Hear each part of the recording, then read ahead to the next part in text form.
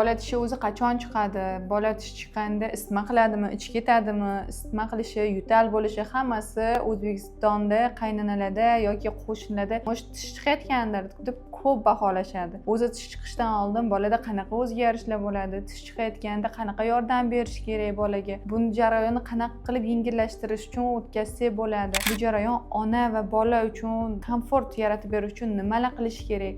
Kelaylik shu haqida bugun sizlar bilan gaplashamiz. Kanalimizga endi qo'shilgan odamlar uchun ozgina o'zimni tanishtirsam, men 7 yillik vrach, pediatr Bekmurod Bezuz Asliddin. Bugun sizlar bilan mana shu muammolarni hal qilamiz. Xo'p, bola qachon birinchi tishlari chiqadi? Birinchi pastgacha ikkita kurak tishlarimiz chiqadi, keyin esa tepadan ikkita kurak tishlarimiz chiqadi. Bu qaysi paytda bo'ladi? Aynan kitoblarda yozilgan 4-6 oy va ko'p ota-onalar kutishadi 4 oylikdan boshlab bolani tish chiqishini. Har doim ham standart emas. Har doim sizni bolangizni tishi 5 oylikda chiqishi mumkin, balki 3 oylikda chiqishi mumkin. Tish bilan tug'ilgan bolalar bor. Har biri har xil. Tish chiqmadi degani bu bola nosog'lom degani emas. Faqatgina har bitta bola har xil reaksiya qiladi. Kimdir ertaroq yuradi, kimdir ertaroq o'tiradi, kimdir ertaroq gapiradi, kimdir ertaroq tish chiqadi. Har bir bola mukammal emas, bir xil emas. Masalan, mana birinchi bolam mana bunaqa bo'lib keluvdi, 3 oylikda tish chiqdi. Nimaga bu 4-oyda tish chiqmayapti deb kelishadi. Bu bolangiz boshqacha,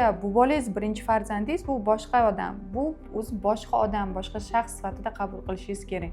Har doim ham bola agarda shamollab qoladigan bo'lsa, 38-39 isitma qilsa ham mana shu juda ham ko'p keladi. Juda ham shu og'riqli mavzu, har doim tushuntirishga to'g'ri keladigan mavzu.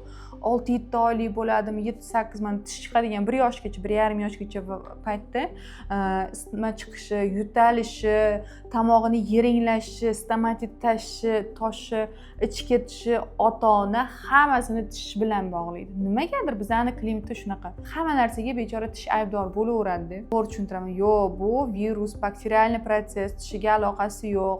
Agar tish isitma qiladigan bo'lsa 37,5 dan oshmaydi bolani gradusi. Agarda ichimizdan polni o'tmaydi, ozgina yashil rang bo'ladi, isitmasi 37,5 dan oshmaydi, yo'tal kuzatilmaydi, tomog'ida hech qanaqa shishlar, yiring anginalar, stomatitlar toshadigan darajada kuchli jarayon emas, bu boshqa jarayon deb aytib tushuntirib yuboraman. Lekin juda ham ko'p oramizda 38-39 ham tishi yorayotgandir. Jag' tishi yorsa shunaqa qattiqroq bo'ladi. Yo'q, unday emas gap. Bolani o'zidagi immunitet boshqa kasallik, virus, bakteriyalar bilan kurashishda. Birinchi o'rinda bolaga har xil tabletkalar yozdirishadi. Qanaqa birinchi yordam bersak bo'ladi deb. Birinchi yordamni har doim aytaman. Aptekada sotadi, tikonchali salfetkalar bor-da, anaqalar, maskichkalar.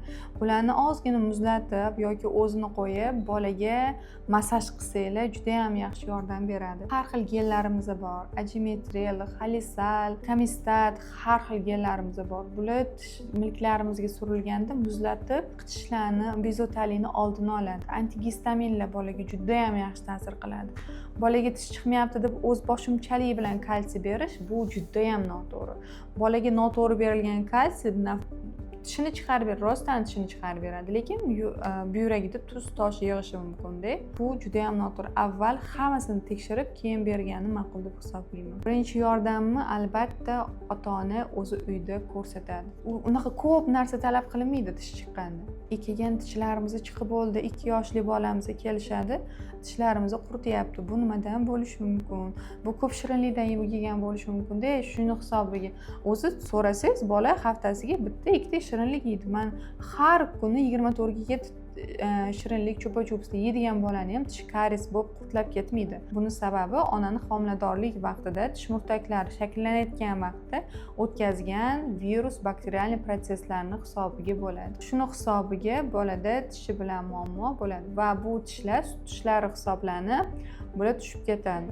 Lekin bu tishlar bo'lsa ham davolanish kerak emas degani emas. Agarda sizni bolangizda ham tishi qurtlab, yimirilayotganini ko'rsangiz, qoraga bo'lib karies bo'layotganini ko'rsangiz, albatta vrach, pediatr yoki stomatologga murojaat qilishingizni so'rab qolardim. Shunaqa ma'lumotlarni yo'qotmaslik uchun sahifamga obuna bo'lib qo'yishni unutmang.